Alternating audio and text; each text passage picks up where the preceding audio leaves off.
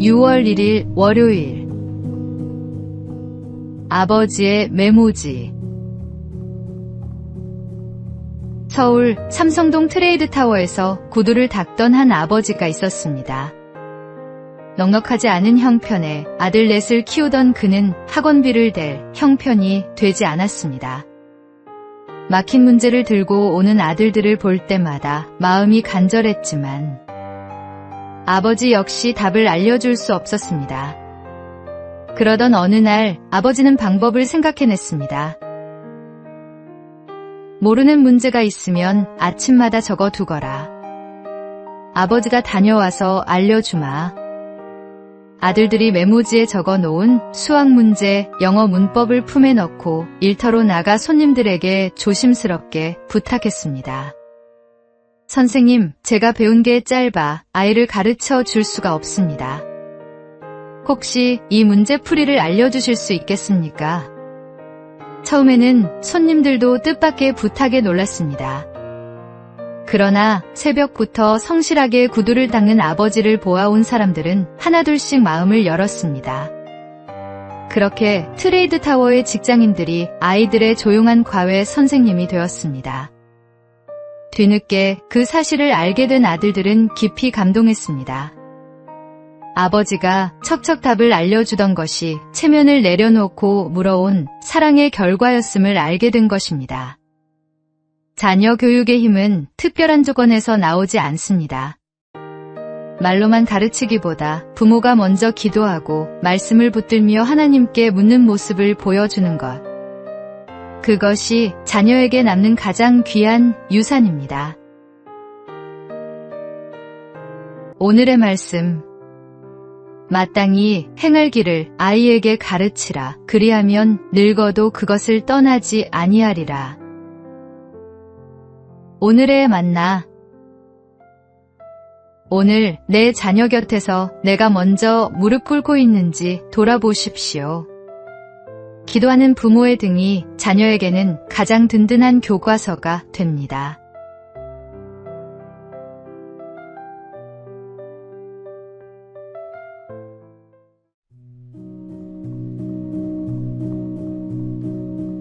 (6월 2일) 화요일. AI는 안아줄 수 없습니다. AI는 늘 내 편이에요. 나를 유일하게 다독여줘요. 상담받는 느낌이라 울기도 했어요. 요즘 AI에게 고민을 털어놓는 사람들이 부쩍 늘었습니다.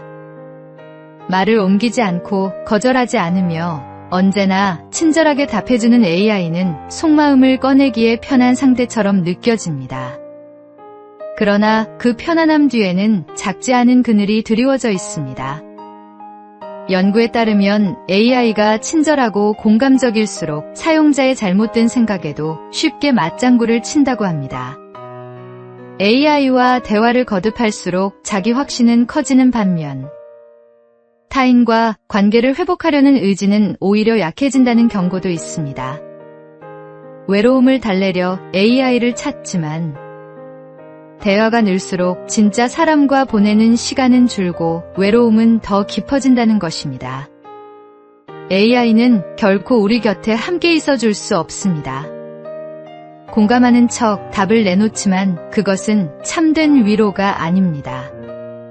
하나님은 우리를 관계 안에서 살아가도록 지으셨습니다.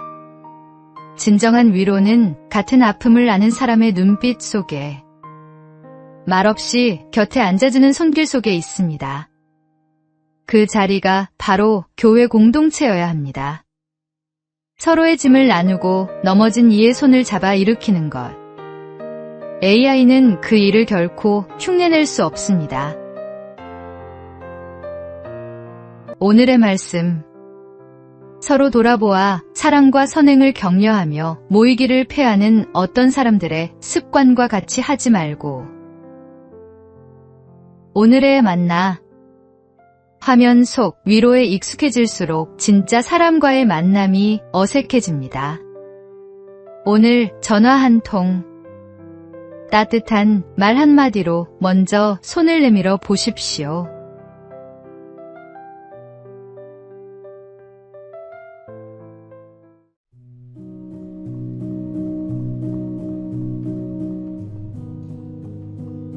6월 3일 수요일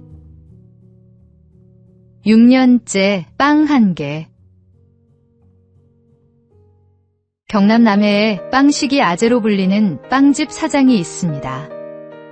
그는 아무런 대가 없이 6년째 아이들의 아침을 챙기고 있습니다. 매일 아침 등굣길 학생들을 위해 빵과 음료를 내놓으며 이렇게 씁니다.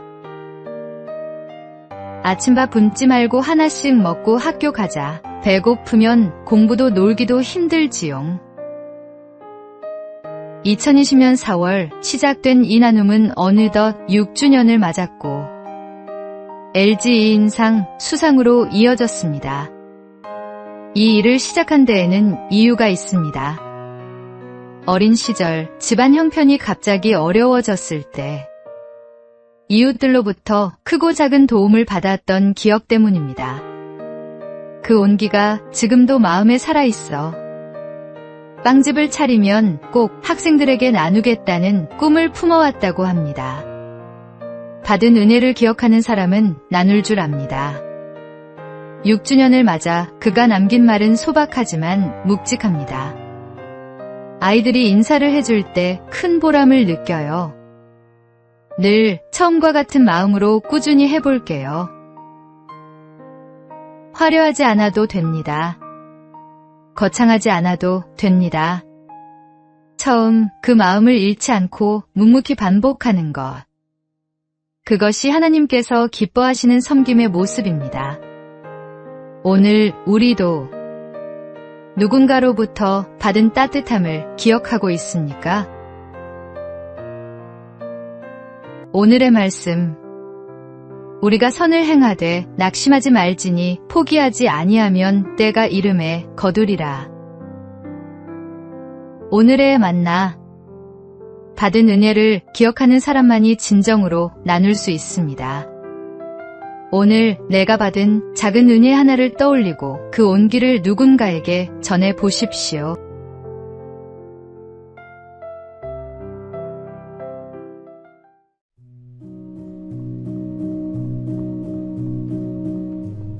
(6월 4일) 목요일. 집이 말한다. 한 신학자가 결혼한 지 얼마 되지 않았을 때 아버지가 새 집을 찾아오셨습니다. 아버지는 집 안 구석구석을 둘러보신 뒤 이렇게 말씀하셨습니다. 집은 크고 참 좋구나. 그런데 이 집이 하나님께 속한 사람의 집인지 세상에 속한 사람의 집인지 잘 모르겠구나. 그는 다시 집 안을 천천히 둘러보았습니다. 거실의 그림, 방마다 놓인 장식품, 책장과 벽면의 분위기까지 살펴보니 아버지의 말씀이 틀리지 않았음을 깨달았습니다.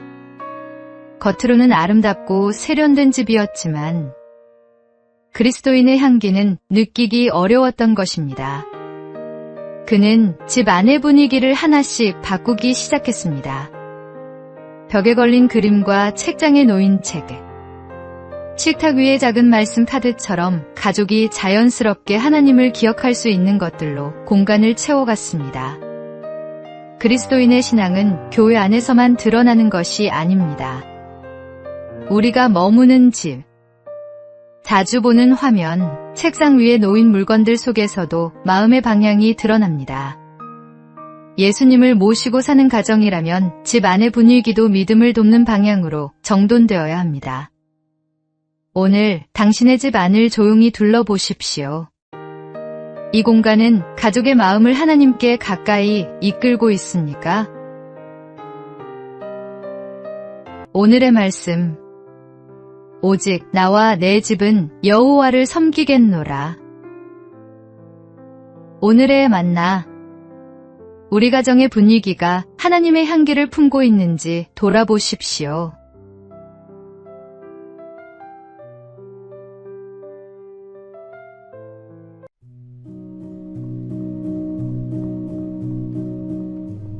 (6월 5일) 금요일. 나를 밟고 지나가라. 로마가 전쟁을 치르던 어느 날 한 장군의 군대가 패배하여 후퇴하려 하고 있었습니다.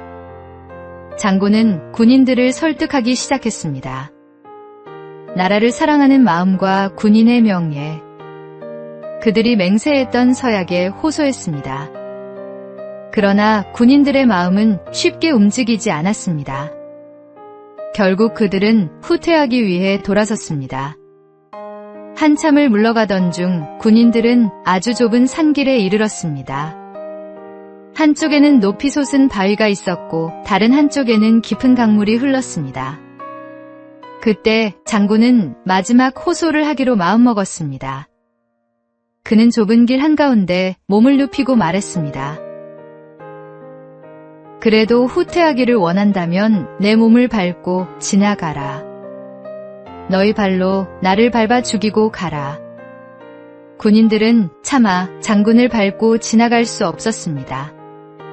자신들을 위해 끝까지 몸을 던진 장군을 외면할 수 없었던 것입니다.